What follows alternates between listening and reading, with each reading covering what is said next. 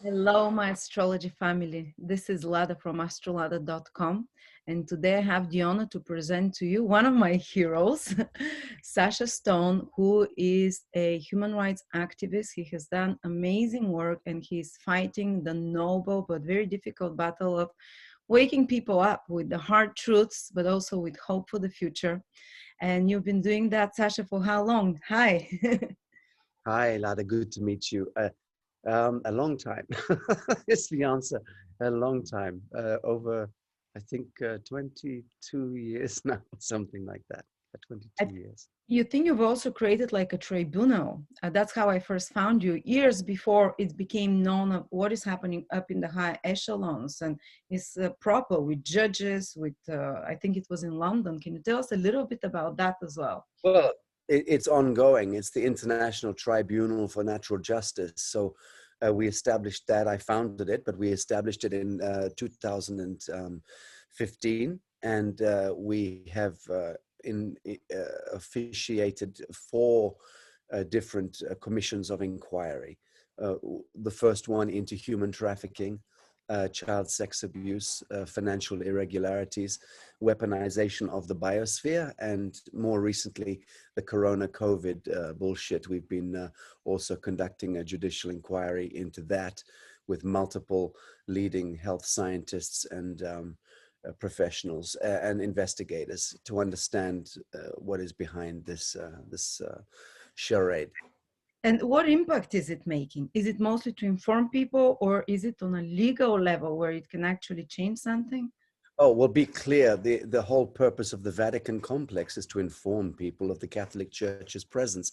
The whole reason of pageantry and heraldry and the royal family in Britain and all the nonsense that they dress up in, that is all to inform people of their presence. So yes, of course, it's to inform people.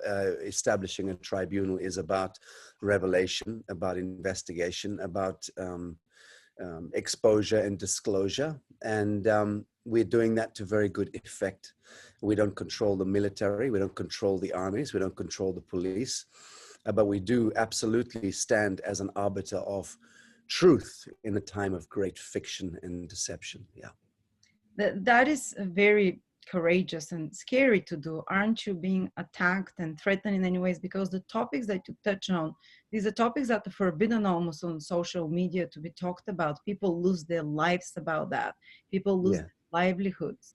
It's Well, that's because these the perpetrators of these narratives, these storylines, are generational Satanists and Luciferians and psychopaths and sociopaths, all the same thing, and that's all connected to certain off-world intelligences, the sons of Orion and the emissaries of the Draco reptilian constellation to some extent, and there are other intelligences off-world that are also connected and vicariously driving their agendas through the human genetic expression. And that's okay. That's part of the covenant. That's part of the soul covenant.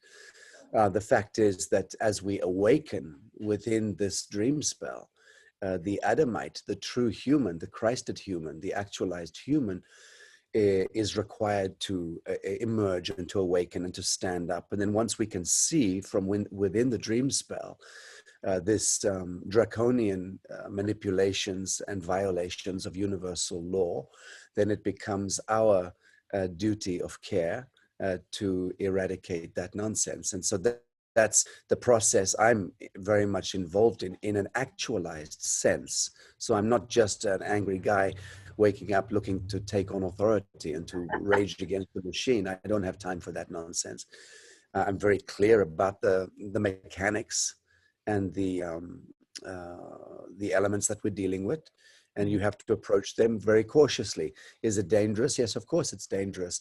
Going head to head with the Leviathan is probably as dangerous as it gets. But having said that, the Christed human being, the realized human being, has all the power in this world and in the next. So it's just a question of remaining perfectly situated inside of that flame and doing what you do in right action by the grace of God, by the grace of the Almighty. You have the powers that you need to do what you need to do. And every good human throughout history has kind of known that.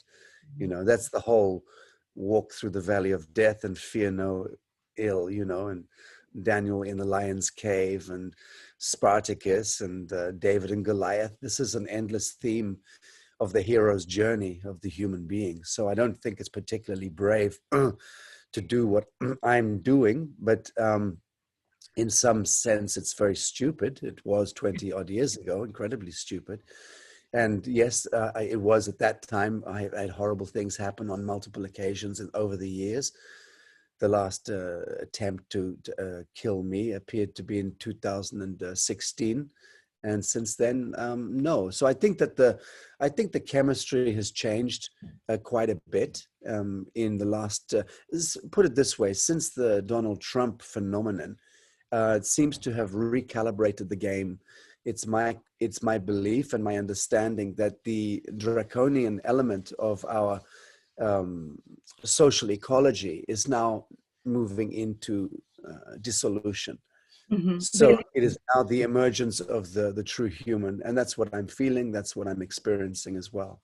I work with a lot of channelers, high-level channelers and remote viewers, and they've been saying the same, that those darker entities, they also call them draconians and Orions. I don't know if you get it from the same source, because this is the truth they get, you know, the truth is ultimately the same. Yeah. And they're saying that they're leaving, they're still remnants, they're still in power, but that's why they're using those desperate measures. And how do you know about the existence of those? Have you had a personal experience, or is it just from reading and speaking with people? Can you give my audience, they believe in that, a lot of them, because it's a spiritual channel, but maybe for others that are listening, what gives you the credibility to say these things? Is it research or personal experience as well? Well, in the first instance, I say with a great deal of love, I don't give a damn what your audience believes in or not. The credibility that I have is of no consequence either. So I'm not interested in soliciting credibility. So let's just put that out of the picture. You ask me a question, I'll answer the question in pure honesty. Yes, I have experienced Draco-reptilian, so-called shape-shifting reptilian. Yes, I've experienced this firsthand in the 3D hologram. And it's not very attractive, I can tell you that much. I have a tremendous amount of experience going back to the late 1980s of intervention and engagement with both angelic and demonic entities and forces. So I have a backdrop in my own life that is substantial and going back 30 years. And that's part of what has compelled me in my inquiry in life. So yes, it's as real can be. And it's getting to the point now, Lada, where within a few short linear years, it will become almost impossible for any human being to deny the cosmogenesis of our story, because that kind of Stone Age ignorance that relies on things like belief and trust and faith, which is all nonsense, and hope, the worst of them, hope. Oh God.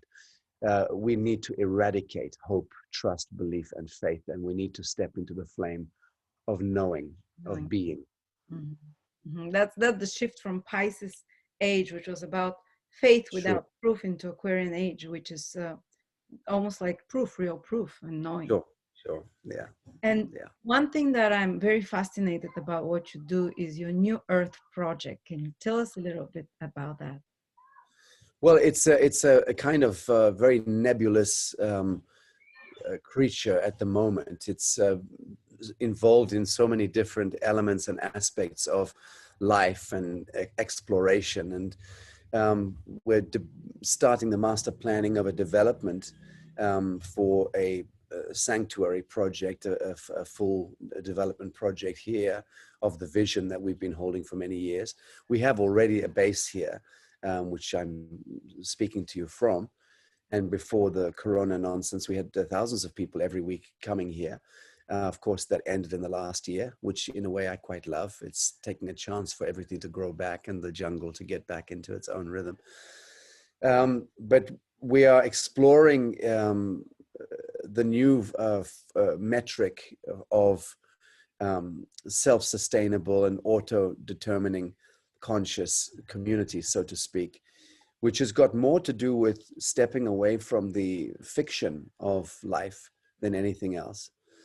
So learning the craft of awakening from within a cult programmed dream spell where we have been mutated and degraded and manipulated by forces, external forces, for thousands and thousands of years, to serve a purpose in the same way that you create a perfect sword. You have to put the metal into the fire multiple times and bang it hard and then make it cold and then bang it again and then stick it back in the fire and bang it again. So this is the forging of human soul into actualized state. It takes a lot of pressure, a lot of heat, and a lot of cold, basically.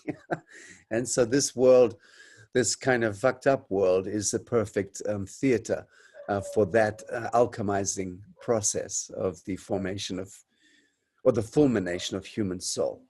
But now that we've realized that we don't need to suffer to live, we don't need to be enslaved in order to function, and we don't need to be cult programmed in order to have a direction or an orientation in life. Actually, once you do away with the cult programming and you do away with, you know, all the supremacy and the dominion and the control mechanisms, we move into a very, very elevated state of consciousness very, very quickly, because we are innately hyperdimensional supernatural beings. And so the minute you remove the handcuffs and the foot binds and the neck brace, the minute you remove all of these shackles, instantly we move into the angelic metric, which is what we are. The blueprint of the human is a celestine, superluminal, immortal, immanent, ineffable being. We're now at that beautiful precipice of finally opening our eyes into the day cycle after a very long galactic sleep cycle, which has lasted a long, long time. And thank God we're also moving beyond time itself, because that has been the very problem. The idea of time has always been the real source code of death and destruction and decay and entropy. All entropy, all suffrage, all separation is connected to the idea of time. Wow, beautifully said. We as an astrologers, or as an astrologer, know that the age of Aquarius, the ultimate high manifestation, is that people will be living in self-sustaining communities at one with nature. These communities will be communicating between each other, developing the technologies that they need, but they'll be self-ruling. They'll not be centralized, because Aquarius is the opposite of centralization. And the New World Order that they're trying to do is extremely centralized. How do you think this is going to, how do you see, I know as an astrologer, I'm totally certain that over the coming years, maybe a few decades, maybe a bit longer, but that decentralized control is going to become irrelevant. It's just against the times of, it's against the cosmic times and what the Creator desires for us. But how are we going to extricate ourselves from that? And what is your timeline and your vision for the future, the best one, and how do we come out of that? Well, in the first instance, it's already happened. So in real terms, that extrication of ourselves from that entanglement has already happened. And we've already begun the process of the disassembly of the New World Order, so to speak. So the Goliath, the Titan, is already falling over in that sense. It's a process for sure. It doesn't happen overnight. But we've already very much begun that process subsequent to, I would say, 9/11, which was the great satanic ritual that was cast in order to seek to throw humanity back into another sleep cycle of um, witchcraft. Essentially, we're talking about very high witchcraft, Gog and Magog, playing into the biblical themes and trying to establish a trauma-based mind control, which is exactly what happened on that day. And then in the process of bringing about the trauma, engineering the traumatic event, which is to create an impossible event and do it in broad daylight in front of billions of people. That's how you cast a magic spell. Mm-hmm. And then at the same time, when people go into a psycho-emotional and psycho-intellectual shock, then you install a software. And the software that those particular satanic devils chose to implement was the clash of civilizations, trying to take the world into another jihad, another holy war between the fundamentalist Christians and fundamentalist Muslims. So that was how that particular satanic cult program was engineered. We have to be very mindful that we don't allow this thing called government to conduct any further crimes against humanity. The existence of government itself is a crime against humanity. Just the existence of government. Before government does anything at all, it is a goddamn criminal syndicate, a racket.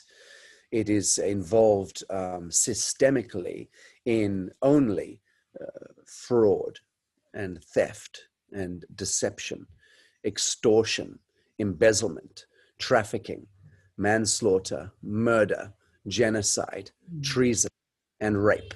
Rape by sticking things in your nasal passage to try to establish whether you have influenza or not, all of which is a pantomime, an invention made up simply to mind fuck everybody into obedience and acquiescence. So the rape element is a serious one. The vaccination agenda is rape. Anything that breaches the sovereign skin of a human being and the boundary of the human flesh is rape by definition. So you can add rape to the charges against governments as well. So there you have it. And I've been saying this recently, I invite any government, all governments on the face of the earth to put their greatest social ecologists and economists and philosophers and theologians and politicians and diplomats together. And let's have a meeting. And they can try to convince me that government is anything other than a rapist, a murderer, and a thief. You cannot, because government has now revealed itself fully. But the government, remember, is an extension of the Catholic Church. So I'm also making the same condemnation of the Vatican, the Catholic Church. And all monotheistic religions have also been infiltrated by the Catholic Church, essentially, in the last 2,000 years. Certainly since the 4th century, the Council of Nicaea in 325, 328. So monotheistic religion is government of old, and that simply morphed into becoming the technocratic government that we have today, which is a very metallic and very patriarchal, diabolical construct that doesn't have any conversation with its children. It doesn't invite any debate or discussion. You're guilty, go straight to prison. Shut up, you have nothing to say. You don't exist. Oi, where's your papers? No? Who are you? I want to see your papers. No, I don't care what you say out of your mouth. I want to see your paper. Your paper is what matters, not what you say or what you think or what you feel. So that's how insane we've become as a civilization, where we pay tax dollars and give the life force to this creature that then fucks us up and completely destroys our real fabric of inquiry. Our fabric of reality is completely maligned and distorted. That's where we've arrived at. And it's okay. It's really okay to say that's the status quo. But what we have to do at the same time is acknowledge that I permitted the status quo, that the status quo emerged through my tax dollars and through my life force and through my surrendered or abnegated soul. The life force that I surrendered multiple incarnations is what led to the status quo. Now, when I get that, and I recognize that the status quo is my teacher, it is, I should salute it. All of it, Bill Gates, all of these crazy devils and sociopaths, I should salute them because this is what I have manifested. We have manifested collectively. And in that perfect moment of seeing that, just to see it for one perfect moment in time, actually that's timelessness, because a perfect moment in time actually is timelessness. In one perfect moment of timelessness, to see the status quo for what it is, that it is only ever perfect geometry, perfect mirror, and then boom, it goes. And then all of a sudden, you can affect the outcome. You can now determine a different and a higher outcome, because you now have stepped into the knowing as the Christed one. It's that simple. That's the true baptism by fire. That's the true anointing, is when we anoint ourselves internally and acknowledge that we have never been a victim of anything ever, and that we are now, from this moment on, becoming the Christed ones, becoming the Adamites, becoming the sons and daughters of God, and the living men and women of the living soil, and recognize that we are connected to a living planet. Every single thing, including rock and granite and the air and space, is teeming with life. And step away from all of this deceptions, these grave, grave deceptions of academia, especially, and mainstream media. Mainstream media for me is just so facile that it's a comic strip. But to look at academia and how deeply embedded the deceptions have become through academia, through the Oxbridge and the Ivy League universities and colleges, principally in Europe and North America, it is just staggering. There is other places of great learning, like the Al-Azhar University and Mosque in Egypt, which I've been to, which is the oldest university in the world. And there's still real sacrament and tradition being maintained there. There's other places in China, I think, that haven't been purged out yet by the Marxist cultural devils.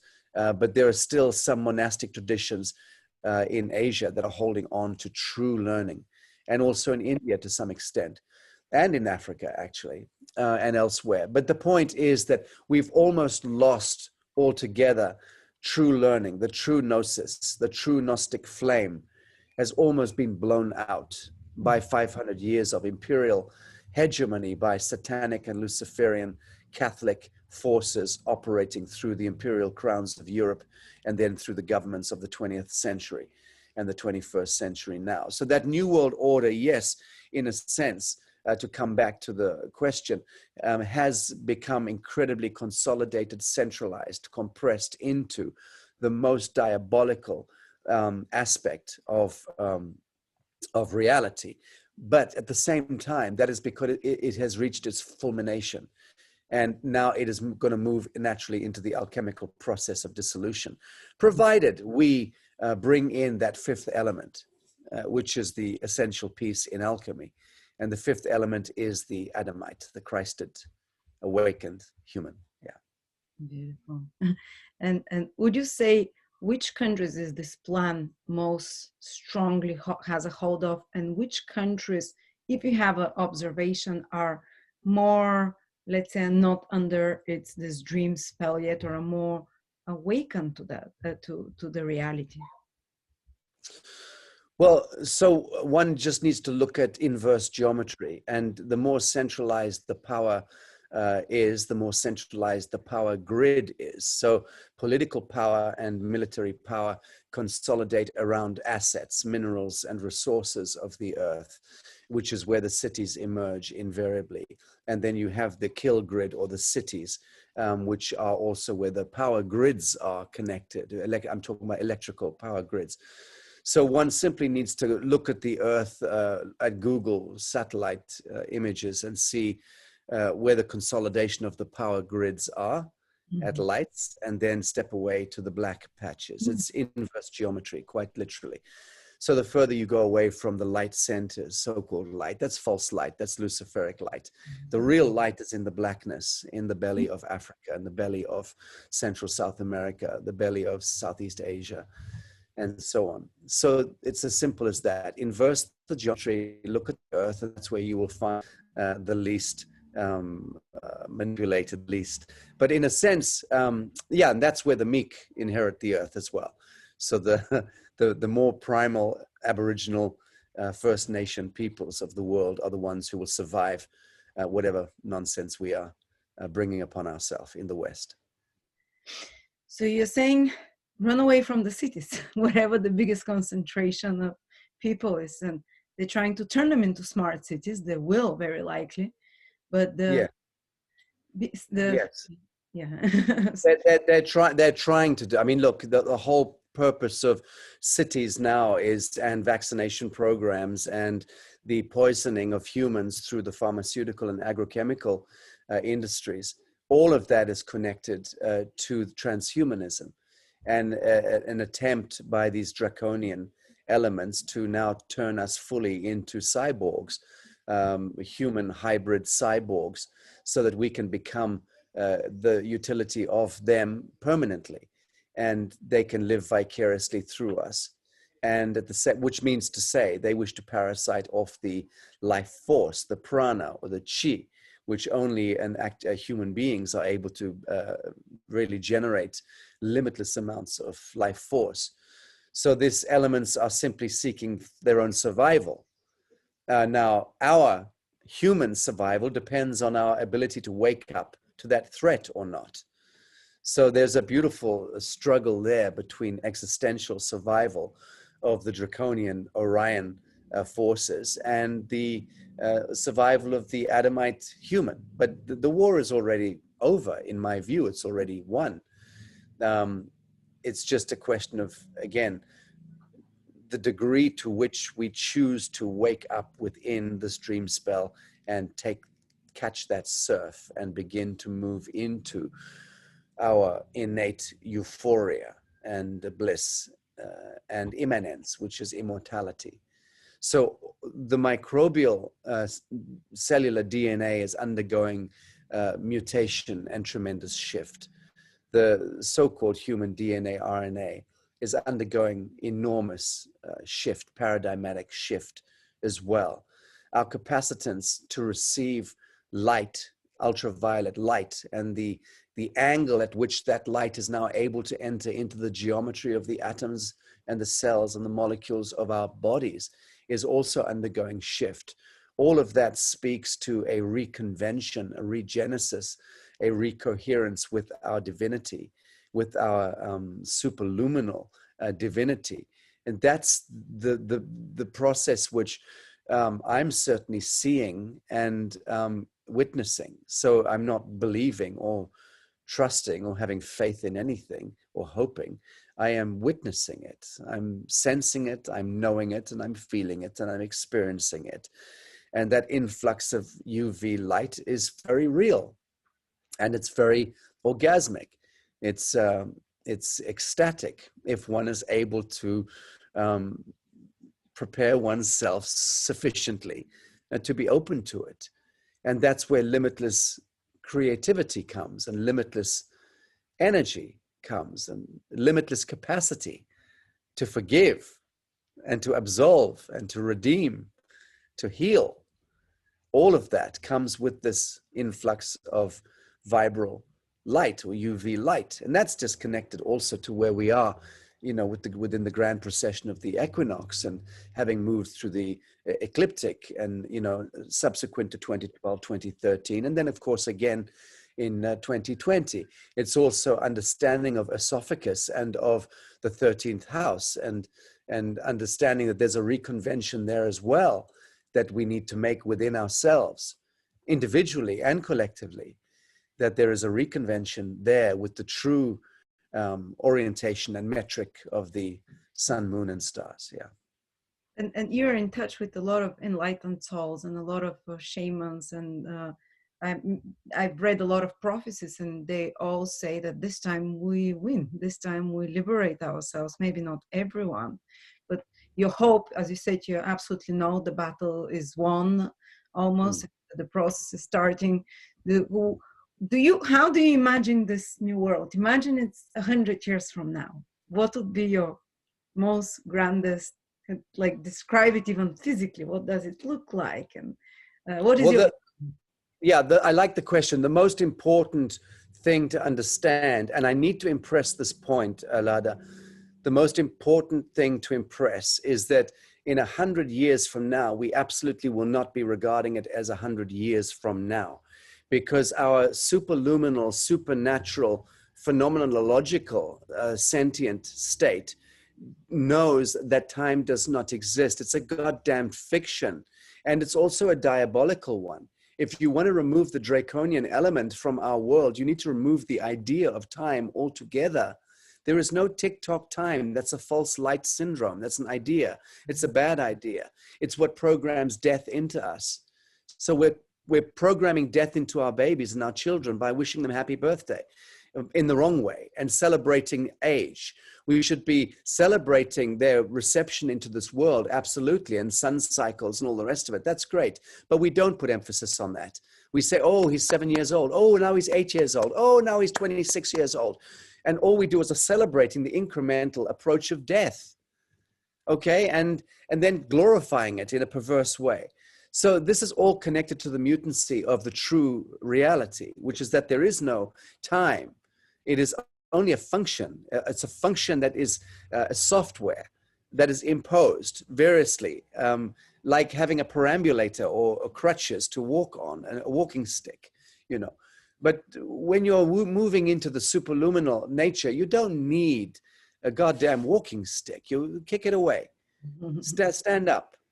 Stop, you know, manufacturing reality and start to move into the matrix fully. Don't try and escape it constantly. You can never escape the matrix. You can only fall perfectly within it and escape it that way by owning absolutely every element of it, being very present in the living now, and then through hyper consciousness be able to transmute, transcend. And that's the whole hero's journey that, you know, of enlightenment that compels all of us, compels every plant to move toward the sun. Mm-hmm. But in 100 years' time, once we have completely disidentified from the fiction of time, and don't forget that time, tick-tock, is chronological. It's chronos. Chronos is the crown. Time is the crown. The crown is the titan that devours its own young. The crown and the titan and Kronos and the state and the government are all the same thing. So again, time, money, fear, government, religion, control, dominion, manipulation, dream spell, it's all the same quanta. When you get it, when you disidentify from time, as I've done, 1st of August 1997 was the last time I looked at time in my life. And that was the time at which I realized absolutely that time didn't exist. It was the gravest fiction. And so since that time, I have engineered a life that is not predicated on time. So I'm very bohemian and very terrible with my attitude toward it. But I don't look at clocks, and I avoid clocks, and I avoid calibrating things in time to the best of human ability. So, and I've seen also how that freedom has allowed a different kind of psychometry to emerge in the way that one then ideates and then, you know, absorbs life force and goes out into the world and manipulates reality or inspires reality. So, and 100 years from now, it would be my wish, my contention, my wish that we have fully departed from the myth of time, which is also death and decay and disease. All of that is connected only to time. So once we're in an emancipated state and health is not an issue, like there are many star species out there who don't have health issues, you know, because they've already arrived at the luminal state where they're not getting toothache and, you know, they're not banging their foot against the furniture. They're too actualized in their psionic consciousness and their telepathic state.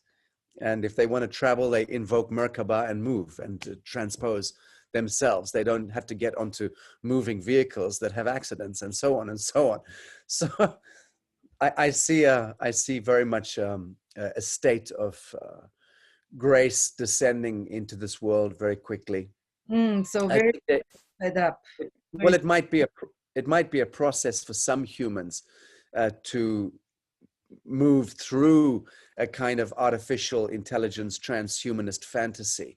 If that's the collective consensual will of people in the coming months and years, then some of them will manifest that as a reality.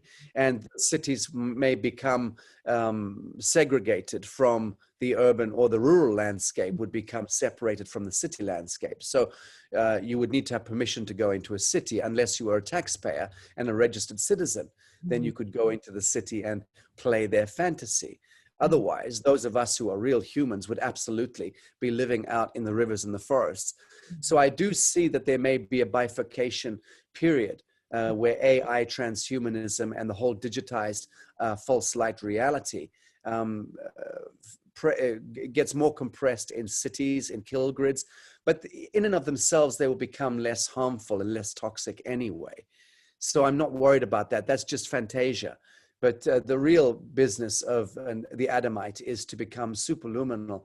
And that's to do with our connection of our living feet to the living soil, and the degree to which we're able to transcode the telluric forces of the crystalline inner earth and the central sun, so to speak, which is really as life-giving as the outer sun. We just have not understood or learned how to induct or transduce those codes. So once we've fully actualized and we are allowing the central sun and the outer sun to both be a point of convention within us, that's the point at which we move into the Christos fully and the Christed human. And that almost certainly, in my view, will be happening well before 100 years' time. wow. It's like wakening up on a massive scale. And that's absolutely how I see it. I see those two parallel realities basically in the same planet that will be for a little bit till the like you said, the Chronos one, the ones, the government, the cities, they'll become irrelevant at one point. What I worry Right. about though is, do you think they have the power to stop those ones that want to live in communities outside, connected to nature? And No, no. No, I know the question. I know the question. No, the universal law prohibits and precludes the moving against sovereignty beyond a certain point. We're at that point now where we are disidentifying from the fiction, beginning the process of dissolution and disassembly. So no, the fiction of government and indentureship through registrations, tabulations, and all of that bullshit, that's about to be fully exposed. That's my work. Okay, my work is connected to yeah. tearing down that veil and that curtain. So I know, because I've spent over 2 decades focused absolutely on that Achilles heel, how to tear the mask off the fiction and reveal it for what it is, which is a nothing. It doesn't exist. It's just an idea, a bad idea that's being maintained by our ignorance and by our self-sacrifice and self-immolation. So the question becomes, how much do we want to continue to hurt or not? I personally don't enjoy hurting. Therefore, I don't hurt. But people choose to continue to hurt and want to paint themselves in as the victim and call the doctor every time something's wrong and roll their sleeve up and get a vaccination. They'll be dead within 3 years. They won't exist. So anyone who is willfully taking a vaccination today, by my estimation, the overwhelming majority of people who choose to get a third vaccination will die. I have no doubt in my own mind about this. This is all the mark of the beast. This is how it works. The mark of the beast has no effect on me, cannot touch me. There's no mandatory anything with me. There is no government, no force of nature that will infract my divinity. Absolutely not. It's not possible. It's not going to happen. And so the more of us, I think, who just recognize that innate knowing that there is no probability, there's no possibility of an infraction or an infringement by the crown or the state against the living soul, that knowing is universal law. And that's the thing that's emerging. That's the so-called great awakening that many of us are feeling, is connected exactly to what I'm talking about. It's the emergence of universal law, returning and anchoring back into the temporal plane and bringing about the dissolution of the draconian fiction of reality, which was connected only to casting spells and bonds, and then poisoning us. Spells, bonds, and poison. Those are the three things that we're awakening from. So it's as easy as that, realizing it, understanding it. Because people, I've never seen so many people know things that you've known for 20, 30 years. I've researched for 20 years now. Even my grandma knows it. And just it starts with this knowing, doesn't it? It's as simple as that. Well, yes, and that starts with being connected to the earth. So the more connected you are to the living soil and to the sun, moon, and stars, and to the fractality of nature, the more that universal coding is operating through the biological living systems and bringing them back into recoherence. Again, it's to do with the geometry of the atoms and the light, the degree of light inducting into the geometry of the atoms. This is all the real building blocks of the hologram I'm talking about here.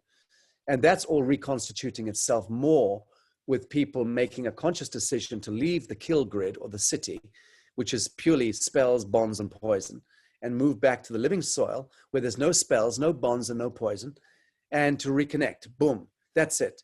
And then supernature emerges as a natural function of reality. It's not something which you need to work too hard on. Yeah. Beautiful. And I absolutely believe this will happen very soon. And I'm seeing it on a massive scale. Thousands of people, basically hundreds of thousands of people, millions are moving in that direction. Well, on this very positive, beautiful vision of the future, I want to thank you, Sasha, for joining me. I'd love to have you again another time. Thank you. And good luck with the Nobel fight. Not good luck, it's won already on a different dimension.